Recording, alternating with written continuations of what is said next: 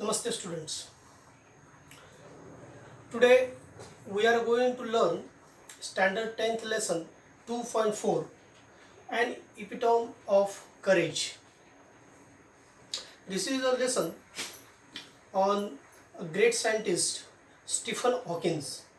Before start this lesson, I want to ask you something. या पाठाला सुरुवात करण्यापूर्वी आपण एका गोष्टीचा विचार करूया. आपल्या पाठाच्या सुरुवातीला चिटचॅट ॲक्टिव्हिटीमध्ये एक वाक्य दिलेलं आहे, ते बघूया. A strange truth, handicapped are those who refuse to take up challenges even with all their senses and physiology in perfect condition.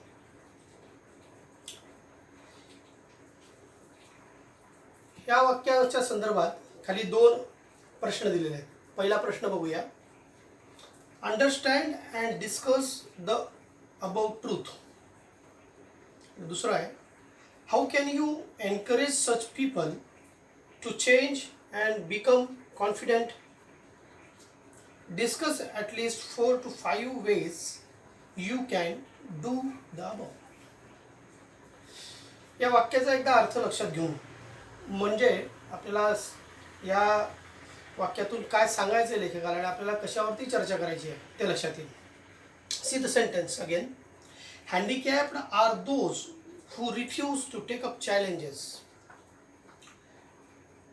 Handicap म्हणजे अपंग. त्या व्यक्ती अपंग आहेत की ज्या refuse to take up challenges.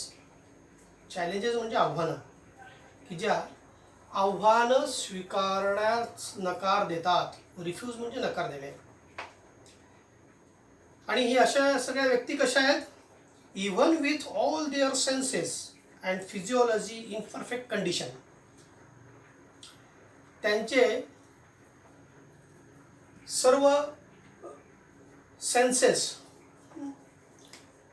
म्हणजे आपल्याला 5 सेन्सेस आहेत. त्वचा, जीभ, डोळे, नाक आणि कान, आहे की नाही, इंद्रिय असं आपण त्याला मराठीत म्हणतो. त्यांचे सर्व सेन्सेस जे आहेत हे परफेक्ट आहेत आणि फिजिओलॉजी म्हणजे शारीरिकदृष्ट्या सुद्धा एकदम ओके आहेत.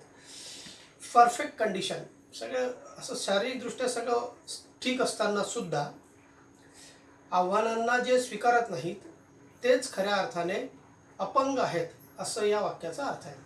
अशा या वाक्या संदर्भात यातलं डिस्कशन आपल्याला हे वाक्य समजून घेण्यासाठी म्हणून करायचं आहे. हे डिस्कशन आपण आपल्या कुटुंबामध्ये, मित्रमैत्रिणींमध्ये, भावंडांमध्ये आपण करून घेऊ शकतो.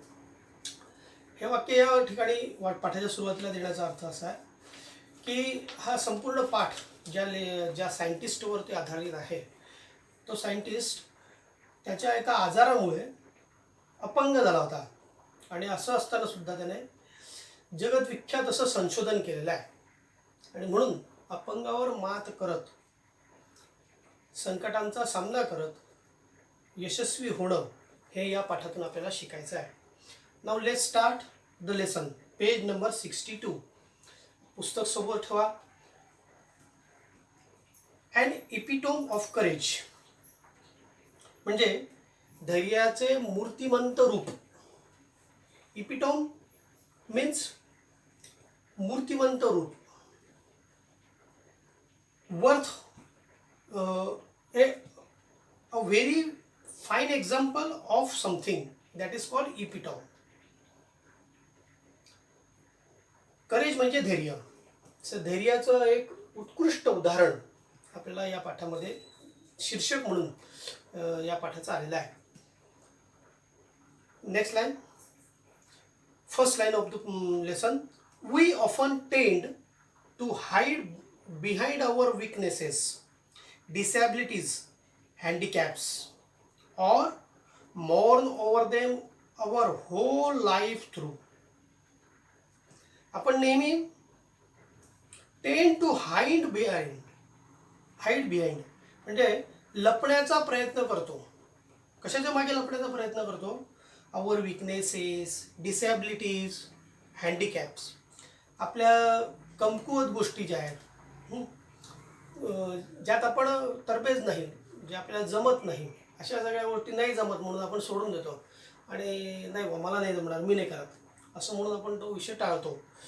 याचा अर्थ आहे की आपण आपल्या विकनेसेसच्या मग आपण एखादं काम करण्यापासून पळून जातो आहे, असा त्याचा अर्थ होईल. डिसॅबिलिटीज म्हणजे आपल्याला काही अपंगत्व असेल, एखादी गोष्ट म्हणजे हात अधू असेल, पाय अधू असेल किंवा डोळ्याने कमी दिसत असेल, असं छोटंसं एखादं दुखणं जरी असलं आपल्याला, तर त्या दुखण्याचा आपण खूप मोठा भाव करतो आणि एखादं काम आपल्यापासून कसं त्या कामातून सुटका मिळेल आपल्याला याचाच विचार करतो. Or mourn over them over our whole life through. Mourn means त्याच्यावरती शोक करत बसणे, म्हणजे अशा या सगळ्या गोष्टींवरती आपण संपूर्ण आयुष्यभर शोक करत बसतो. Doctor Stephen Hawking, one of the greatest scientist of this century, did not do so. पण या शतकातला एक महान शास्त्रज्ञ की ज्यांचं नाव आहे डॉक्टर स्टीफन हॉकिंग, यांनी मात्र असं काही केलं नाही. In spite of suffering from a very rare and dreaded disease, Dr. Hawking continued his research undaunted. म्हणजे अत्यंत दुर्मिळ आणि भयंकर असा ड्रेडेड डिसीज, ड्रेडेड म्हणजे भयंकर, महाभयंकर असा आजार त्यांना असून सुद्धा त्यांनी आपलं संशोधन कार्य कंटिन्यूड हिज रिसर्च अनडॉन्टेड, म्हणजे त्या अनडॉन्टेड म्हणजे दुर्दैवाने नशिबाने खचून न जाता त्यांनी त्यांचं रिसर्च कार्य, संशोधन कार्य हे अव्याहतपणे चालू ठेवलेलं होतं. His exemplary courage should inspire us to do our best even under trying circumstances. बघा, म्हणजे त्यांचे हे जे काही प्रशंसनीय असं धाडस आहे, धैर्य आहे, हे इन्स्पायरस आपल्याला प्रोत्साहन देणार. टू डू अवर बेस्ट कशासाठी, तर आपल्यातलं सर्वोत्तम प्रदर्शित करण्यासाठी म्हणून प्रोत्साहन देणार. इवन अंडर ट्राईंग सर्कमस्टन्सेस, म्हणजे जेव्हा कसोटीचे प्रसंग असतील, विपरीत परिस्थिती असेल, अशा विपरीत परिस्थितीतसुद्धा डॉक्टर हॉकिन्स यांनी दाखवलेलं जे काही अतुलनीय असं धैर्य आहे ते आपल्याला नेहमीच प्रेरणा देत राहील. Next paragraph. Exactly 300 years after the death of the great scientist Galileo, Dr. Stephen Hawking was born in Oxford, London on the 8th day of January 1942. 1942च्या जानेवारी महिन्याच्या 8 तारखेला लंडनमधल्या ऑक्सफर्ड या गावी डॉक्टर स्टीफन हॉकिंग यांचा जन्म झाला. गॅलिलिओ नावाचा एक महान शास्त्रज्ञ होऊन गेला 300 वर्षांच्या पूर्वी. त्यानंतर हा दुसरा महान शास्त्रज्ञ जन्माला आलेला होता. Little did his parents know that one day their little boy would be hailed as one of the greatest scientists of this century. त्या लहानशा अशा स्टीफनच्या पालकांना, पालक यांना पुसटशी कल्पना सुद्धा नसेल की आपला हा जो मुलगा आहे हा इतका महान शास्त्रज्ञ होणार आहे भविष्यामध्ये की जग त्याचं ओरडून स्वागत करेल. हेल्ड, टू हेल म्हणजे ओरडणे, पण या ठिकाणी त्याचा अर्थ आपण घेणार आहोत की एखाद्याची प्रशंसा करण्यासाठी आपण जेव्हा खूप मोठमोठ्यानं ओरडतो, असं प्रशंसा करण्यासाठी म्हणून केलेला गोंधळ, ओरडणे, असं डॉक्टर स्टीफन हॉकिन्सच्या बाबतीमध्ये घडणार.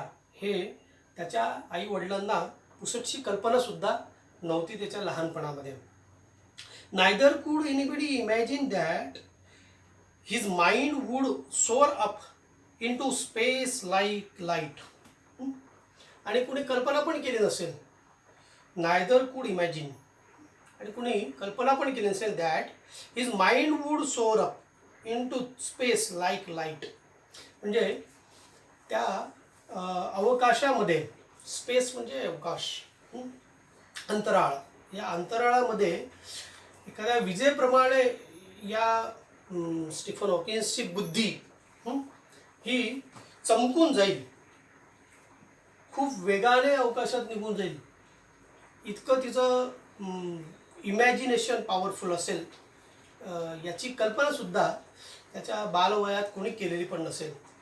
मोर इम्पॉर्टंटली, नन कुड predict that he would be the very epitome of courage.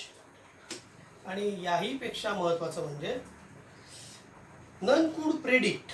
Predict म्हणजे भाकीत करणे, पुढचं सांगणं, भविष्यातलं काहीतरी सांगणं, अंदाज बांधणे. कोणी असा अंदाज पण बांधला नसेल की हाच शास्त्रज्ञ स्टीफन हा एपिटोम ऑफ करेज म्हणजे धैर्याचं मूर्तिमंत रूप म्हणून सुद्धा प्रख्यात होईल, असं सुद्धा कोणी अंदाज बांधलेला नसेल. Next paragraph. Courage is a wonderful thing. धाडस, धैर्य हे एक विलक्षण गोष्ट आहे. It is that quality which makes people not lose heart Wien faced with a great calamity. म्हणजे ही क्वालिटी काय आहे, तर ज्यावेळेस ग्रेट कॅलॅमिटी, कॅलॅमिटी म्हणजे संकट, आपत्ती, ग्रेट कॅलॅमिटी मोठी आपत्ती, खूप मोठं संकट, खूप मोठं संकट किंवा आपत्तीच्या काळाला सामोरं जाण्यासाठी म्हणून हे धैर्य आपल्याला शक्ती देत असतं आणि नॉट लूज हार्ट, आणि आपलं मन कमकुवत होऊ देत नाही. अशी क्वालिटी ही म्हणजे करेज आहे. It would not be an exaggeration to say that doctor Stephen Hawking, a living legend of cosmology, is the very personification of courage and hope. Exaggeration म्हणजे एखादी गोष्ट खूप मोठी बडाई करून सांगणे, त्याला आपण म्हणतो अतिशयोक्ती.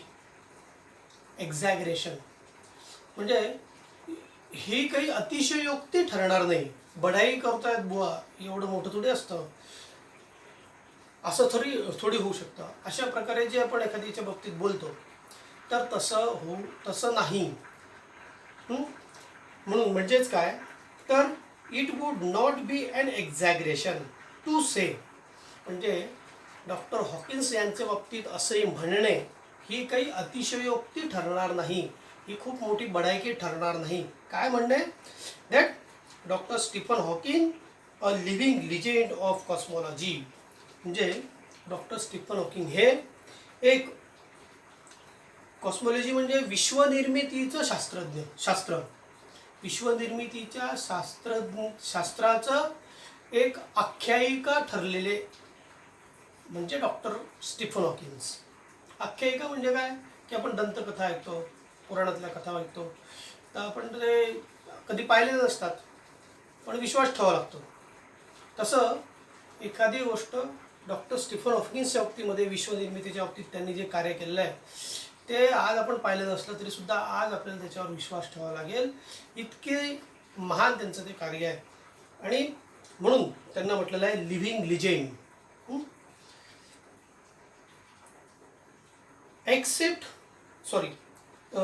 Cosmology is the very personification of courage and hope. आणि आणखीन काय, तर ते आख्यायिका तर आहेतच, पण एक उत्कृष्ट नमुना सुद्धा आहे, एक उत्कृष्ट उदाहरण सुद्धा आहे. ते कसलं, तर करेज आणि होप, म्हणजे धैर्याचं आणि आशा ठेवण्याचं, अपेक्षा ठेवण्याचं. म्हणजे त्यांना भविष्याबद्दल खूप होप असते. ते जे काही कार्य करत होते त्या कार्यातून काहीतरी निर्मिती होईल याची पूर्ण त्यांना आशा होती, अपेक्षा होती, होप्स होते. अशासाठी म्हणून ते ओळखले जातात. म्हणजे या ठिकाणी आपण 3 गोष्टी बघितल्या. That he is the legend of cosmology as well as he is the very personification of courage and hope. Except his mind, his whole body is bound to a wheelchair thanks to a cruel quirk of fate.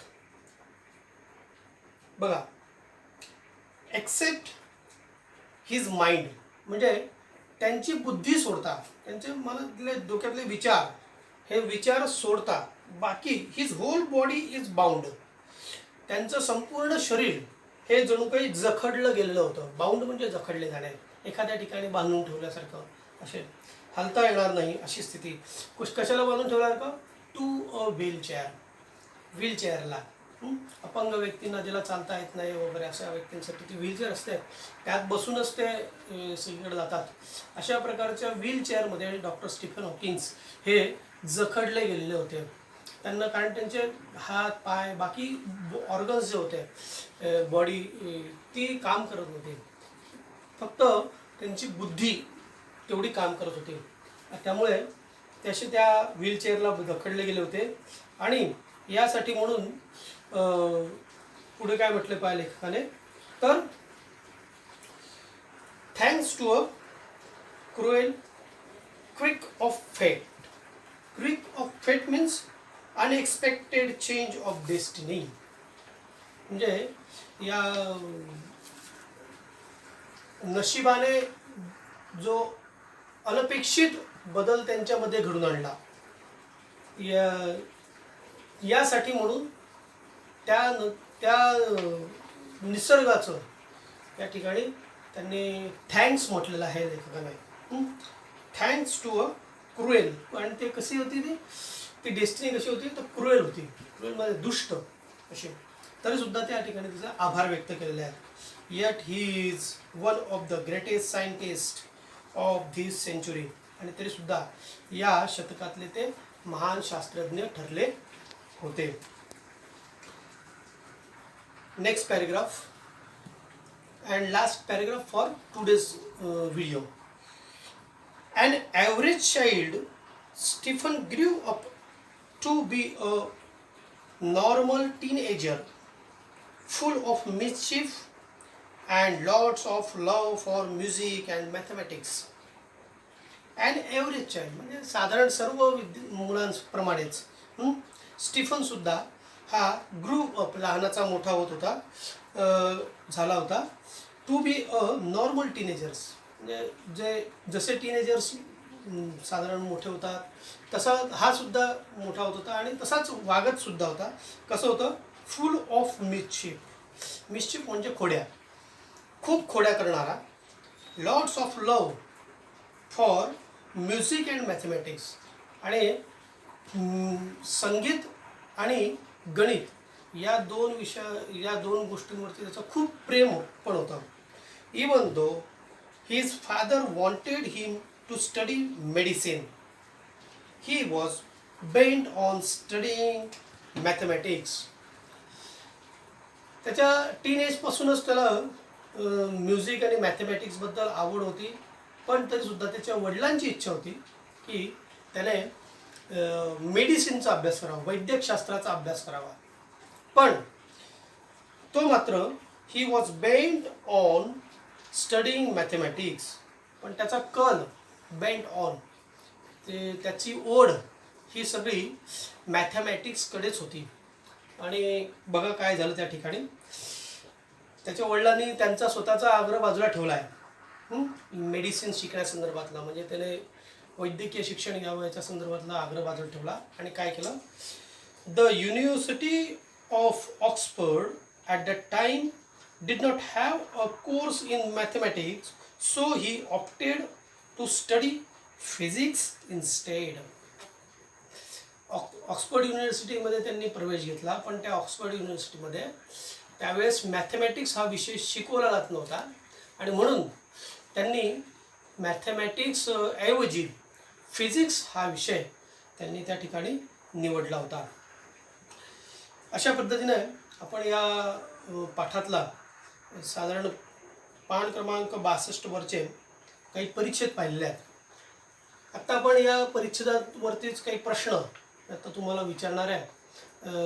आपण वही पण सोबत घ्या आणि त्या प्रश्नांची उत्तर आपल्याला जमत आहेत का बघा. म्हणजे आपली एक्झरसाईजसुद्धा या व्हिडिओच्या माध्यमातून लगेच होत जाईल.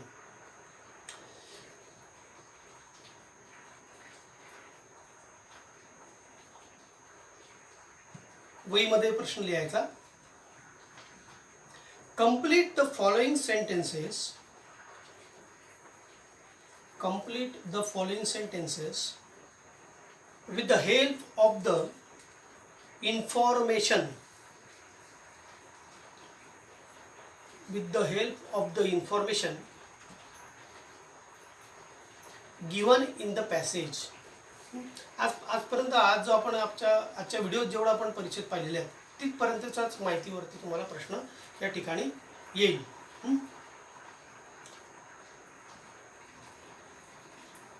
First sentence. एक वाक्य दिलेलं असेल ते वाक्य तुम्हाला पुस्तकातल्या माहितीच्या आधारावरती वाक्य पूर्ण करायचं आहे. पहिलं वाक्य बघूया आपण. Doctor Stephen Hawking was born on dash dash dash. First sentence.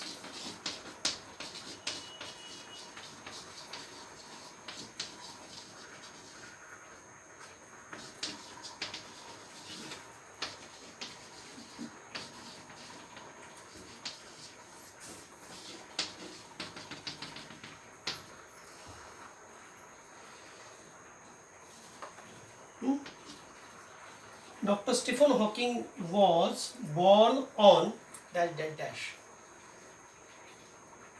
हे वाक्य शोधायचं नंतर तुम्ही आणि नंतर लिहायचं.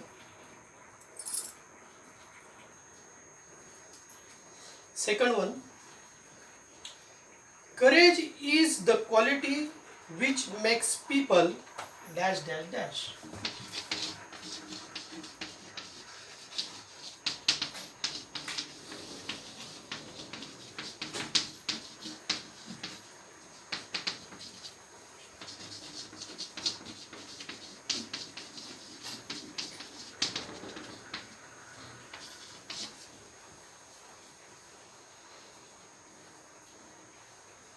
Third sentence. Dr. Stephen Hawking was a living legend.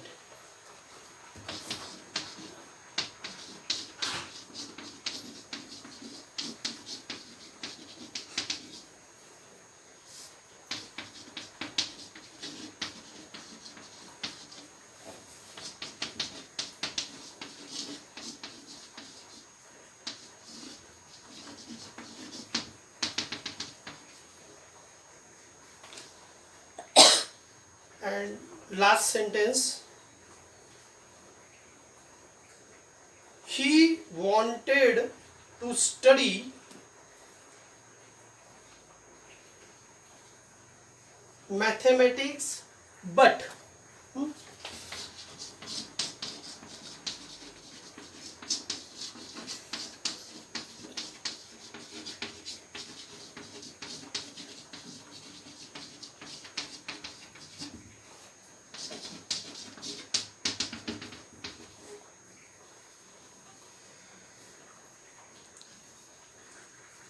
this is the first sentence to complete the sentences from the information given in the passage.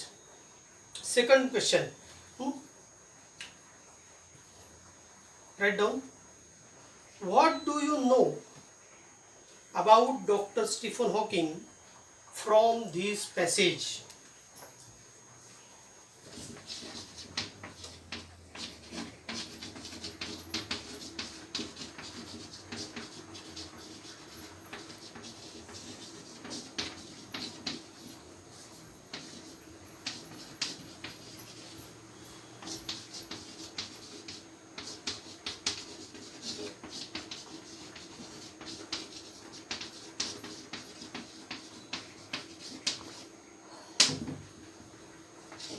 And last question.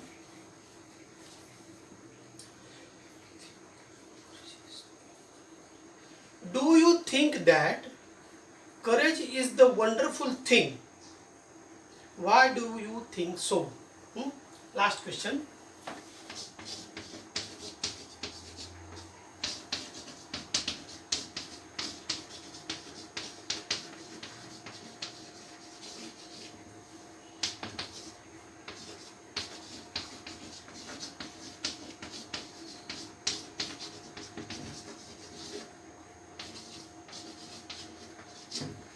Why do you think so? दुसऱ्या आणि तिसऱ्या प्रश्नाचा अर्थ लक्षात घेऊन घेऊ. What do you know about Stephen Hawking from this passage? या आता आजच्या व्हिडिओमध्ये आपण जेवढं स्टीफन हॉकिंगबद्दल माहिती मिळवली त्यावरून तुम्हाला स्टीफन हॉकिंगबद्दल काय काय कळलं आहे, त्यांच्याबद्दलची काय माहिती ती एक 4 ओळीमध्ये लिहायची. आणि लास्ट क्वेश्चन हा पर्सनल रिस्पॉन्स म्हणून आहे. This is a question for personal response. Do you think that courage is a wonderful thing? Why do you think so? म्हणजे धैर्य ही एक विलक्षण गोष्ट आहे असं तुम्हाला वाटतं का, आणि असं तुम्हाला का वाटतं, एवढं आपल्याला यामध्ये लिहायचं आहे. हा अभ्यास आपल्या वहीमध्ये लिहून ठेवायचा. आणि आतापर्यंत पहिले या व्हिडिओत शिकवलेला जो सगळा पॅसेज आहे तो किमान 3 वेळा वाचायचा, म्हणजे आपल्याला चांगला अंडरस्टँड होईल. थँक्यू.